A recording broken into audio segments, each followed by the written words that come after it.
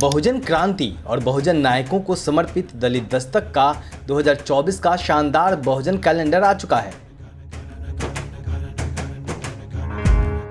Calendar छोटे और बड़े दोनों साइजों में उपलब्ध है।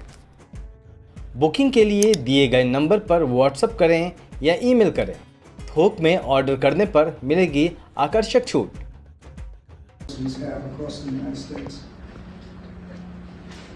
But if a course on, let's say, political history of 20th century India mentions someone like Dr. Ambedkar essentially as a footnote to the history, or a minor actor in the building of a post-colonial democracy in India, that might be omission out of ignorance, but I rather doubt it. I think it's more likely that it is a willful turning a blind eye to the multitudes of marginalized peoples. Even in the histories of America, of the United States, we know that histories really need to be written from the bottom up to capture the real realities of building a nation or sustaining it. When I raised the issue of caste with my own students in some of our courses here, mostly graduate students, some undergraduates, most of my students are not of South Asian heritage and have just the most vague concept of that caste is something of the distant past. That how could it be, they would say, so primitive and ridiculous notion that still exists in the modern world, and yet here it does. A medical scientist at the University of Michigan just last year told me that he strenuously hid his caste identity while he was up for tenure. He said that he was afraid that some other faculty of Indian background would see him as not worthy of attaining tenure. So these ancient ideas about a hierarchy of human potential still exist powerfully in the minds of many, even among those who might consider themselves educated and cultured. So our second objective was to advance caste studies and to help the field to be recognized and appreciated within the finest universities here in the States.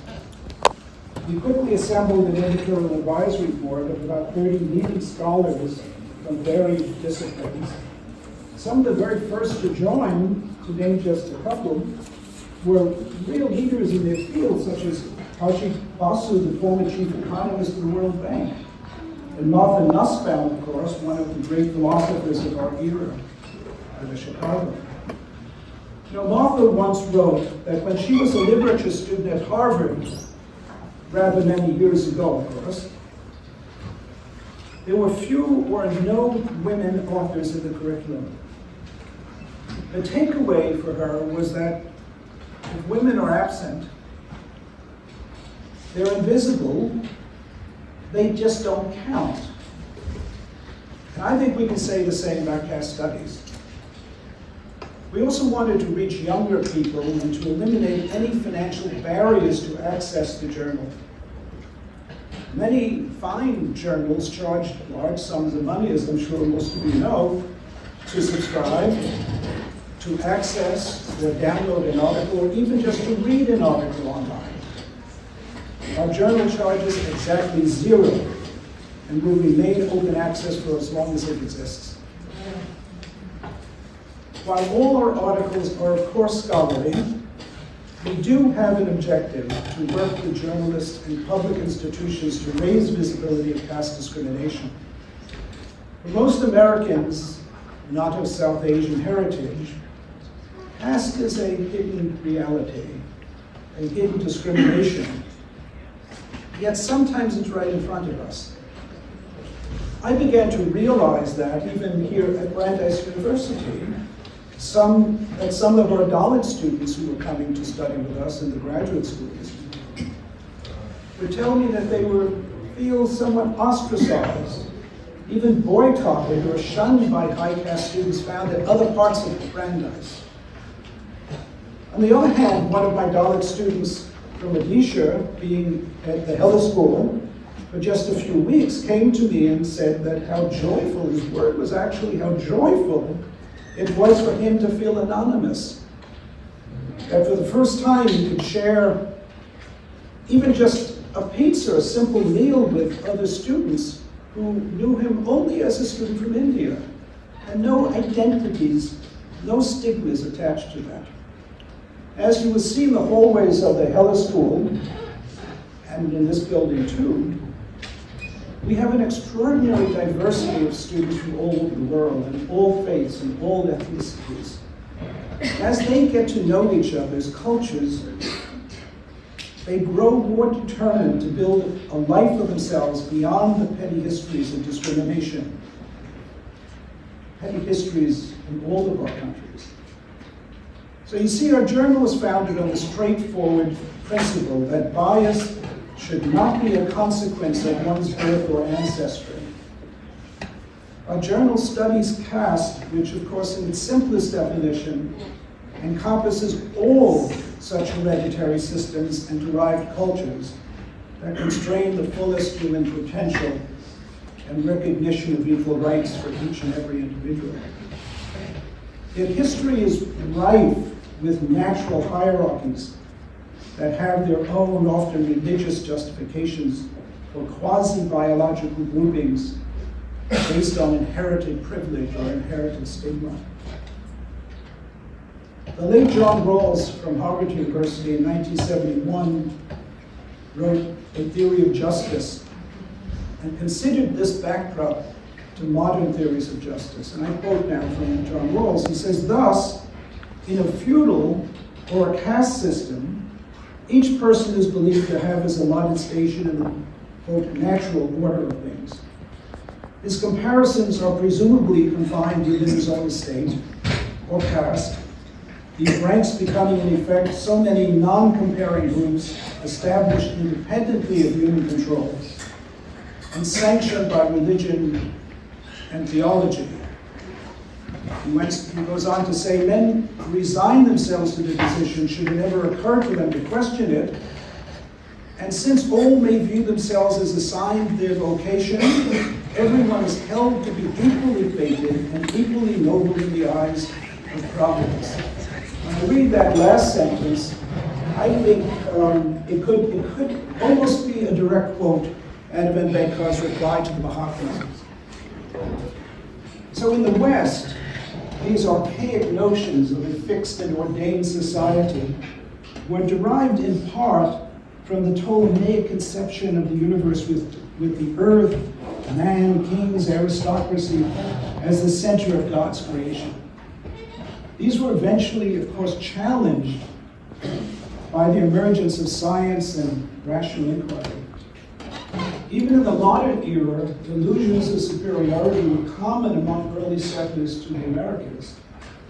The indigenous peoples of North and South America were annihilated through genocide, with their survivors marched through what we call the Trail of Tears. This concept of an ordained society of purity can poison cultures and create pseudo-speciation, a term first used by the American psychologist Erik Erikson to describe marginalized groups considered so inferior that they have become, in the eyes of the oppressor, distinct and subpar species. We only have to think of the Europeans' attitudes toward Native Americans, or the exploitation of the African slave, or blacks, of course, in former apartheid states in Africa, or the Jews of Imperial Russia, who, like my grandparents, were confined to what was called the Pale of Settlement, limited to Jewish quotas for education, and suffering the collective violence for a millennia, if not more, of pogroms against their communities. Western history, like Eastern history, is littered with such humanization, and their legacies are still palpable in our contemporary societies. I heard someone at one of our earlier conferences say that scholarship does not matter. What matters is only social action. So does that mean our journal doesn't matter? Universities are enormously influential in much of the world, and their teachings through curricula expand the reasoning and reflections of future generations. So So I think at heart our journal is about research ethics and moral philosophy. These are the purposeful underpinnings of our perspective. One last point before we move on. Brandeise was founded in 1948 at a time of overt prejudice in many top universities in the United States. Prejudice in admissions processes, largely against women, against people of color, and of other cultures other than the dominant white Anglo-Saxon Protestant. Jews were among the most excluded, to the point that many prominent Jews came together to form a new and non-sectarian university, Brandeise. That university would gather students and faculty purely on the basis of merit. The Jewish physicist Albert Einstein was one of the strongest proponents for the founding of Brandeise. The non-Jewish Eleanor Roosevelt, the widow at that point of the former president Franklin Delano Roosevelt, served on our trustees soon after the founding and until her death. And I'd rather like to think that it wasn't a coincidence that she joined the Brandeise board. But Mrs. Roosevelt headed the United Nations General Assembly's drafting committee of the Universal Declaration of Human Rights. Our own Heller School has a motto, knowledge advancing social justice. So as our work on caste has matured, it is also no wonder that Brandeise became the first university in the United States, and I believe the first employer, to incorporate caste into our non-discrimination and harassment policies. That was in 2019, and it catalyzed a movement across American universities to do the same.